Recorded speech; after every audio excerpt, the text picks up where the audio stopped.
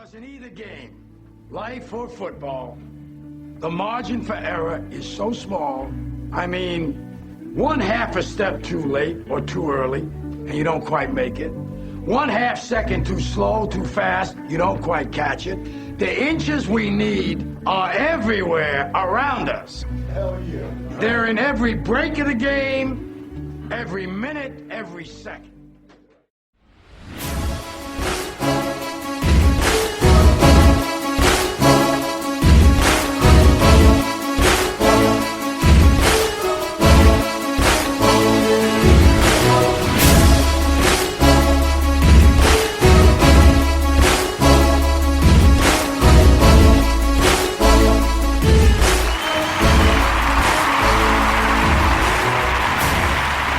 Good morning, good afternoon, and good night.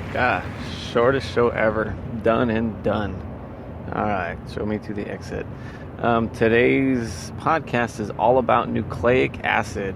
I don't even remember what that is. I used to work in a blood lab, and I think the second I walked out of the lab, I just forgot most everything. And that's one reason to stay doing whatever you're doing, even if it's in bits and pieces, like math. All my high school math, I was a horrible student to begin with, and then being out in the field, you tend to lose all of that, or I tend to have lost it anyway. So you're not doing it, you're not going to retain it, it's not going to be at the tip of your tongue when you need it. And I would say the same thing for people that are trying to get healthy. If you're not motivated, then and if it's been a while since you've done something like been to the gym or listened to some sort of motivational tape or whatever. So somebody said, Nathan Ramsey said that motivational stuff is only good for a short period of time. So therefore, do it every day.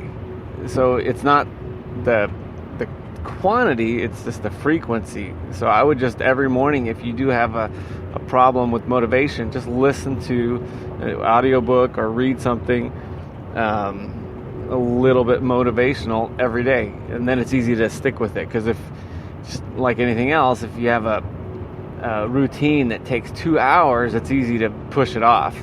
But if you have a routine that only takes, let's say, half an hour in the gym, then it's easier to get yourself psychologically ready for that and do it.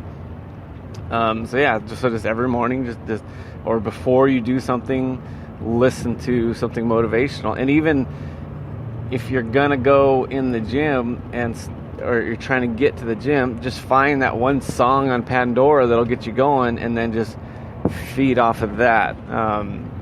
It's just that law of perpetual motion. Just that first initial step is going to be the most important one, because once you're going down that road, you're doing just that. You're going down the road.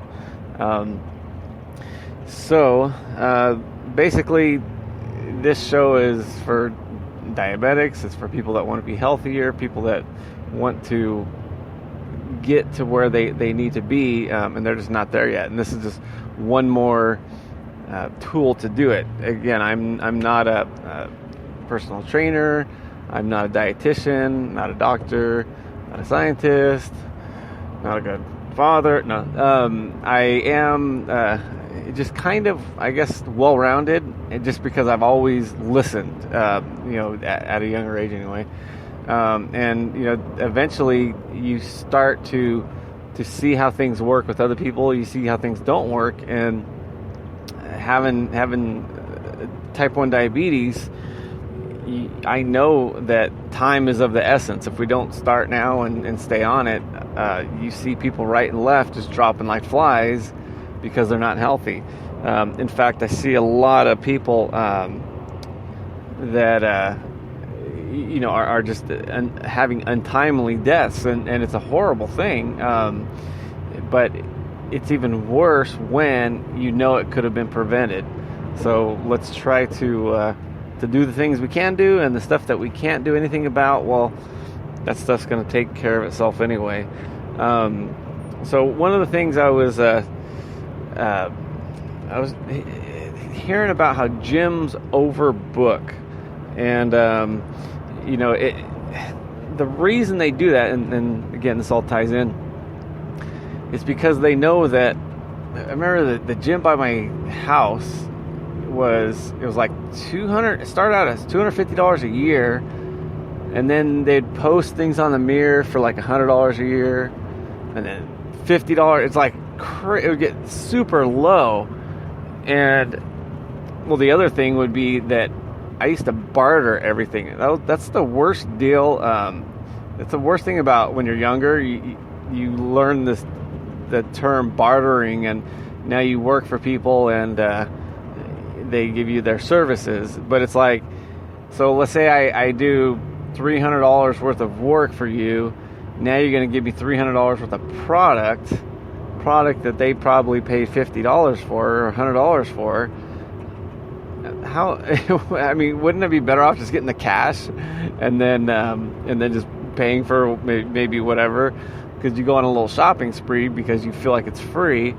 But in any event, I work on the homes for the people that owned a gym in Orange County, California, and they would give me free membership. And then so it was like she sold it as, it's like a $350 membership, whatever. So I remember I did like $600 worth of work on their house, and then I did it again after they moved to another house, and it was like Beverly Hills, another $600 worth of work.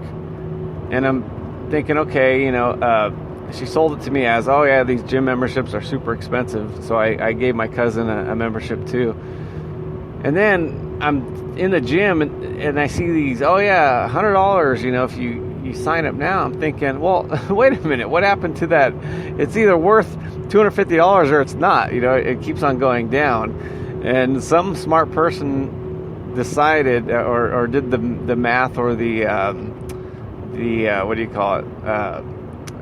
The psychology on working out, and they decided that they could overbook the hell out of these gyms because people just do not go. The recidivism rate is horrible. It's I think after if anybody goes, then let's say you go for a few weeks. As soon as you get out of the habit, guess what? You're out of the habit. And so they could, if everybody showed up that had a membership at these gyms, it would look like a refugee camp. Better yet, it would look like 24-hour fitness at 5 p.m. I've seen the lines for the bench press machine. So we're overbooked, and they know full well that they can keep on doing that, and that's just our psyche. So So anyway, you don't ever barter with people. That's the worst thing you could do is just get the cash and then just move on. That's the topic of this show.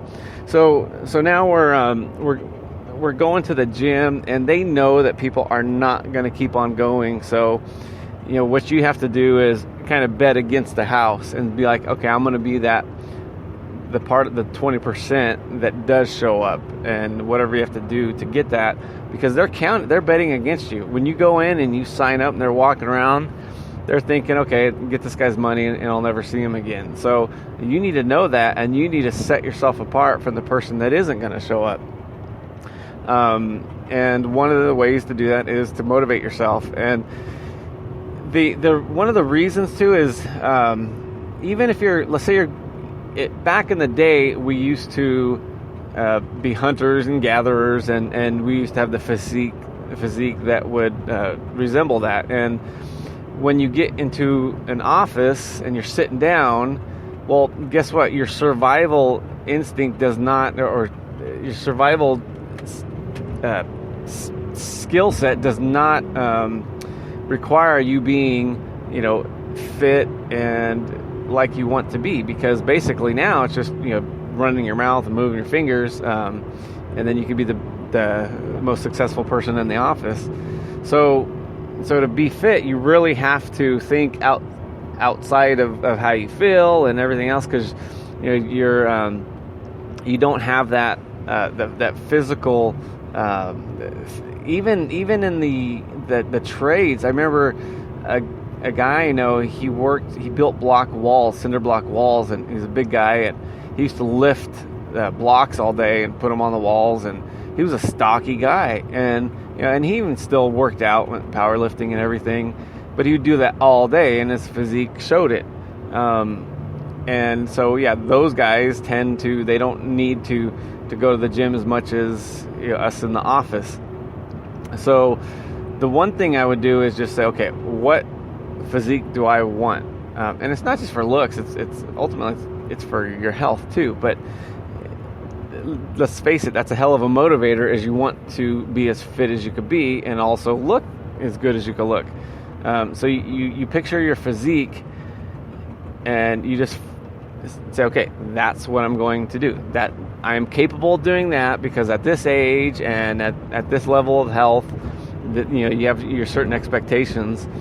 And if you could be as good as you could be for your age and health, I think that's perfect. That's fine. It's just what you don't want to do is underachieve your potential. So once you have your idea of how you should look, then you figure out what's the cost. And this is the thing that most people kind of forget is, they go to I want to look like this. So done and done. Where do I sign? All right. And now I got to go to GNC and get my magic pill.